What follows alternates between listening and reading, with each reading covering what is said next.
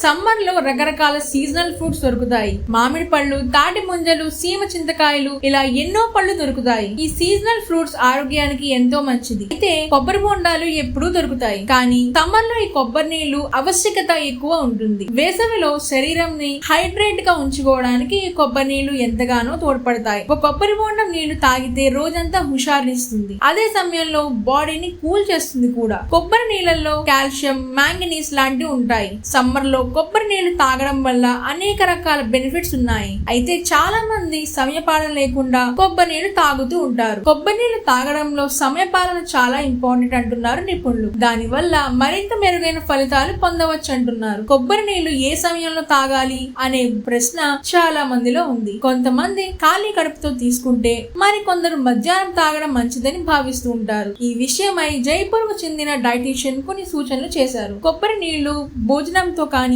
భోజనం తర్వాత కానీ అస్సలు తాగకూడదు అంటున్నారు. గుండెల్లో మంట సమస్య ఉన్నవారు ఖాళీ కడుపుతో కొబ్బరి నీరు తాగితే మంచి ఫలితం ఉంటుందంటున్నారు. ఖాళీ కడుపుతో ఈ హెల్త్ డ్రింక్ తాగడం వల్ల జీవక్రియ పెరుగుతుంది, బరువును తగ్గిస్తుంది. Please subscribe Pragna Media. Please like, share, subscribe to Pragna Media. Pragna Media, please do like, share and subscribe. Please subscribe to Pragna Media. Please like, share and comment if you like the video. Pragna Media.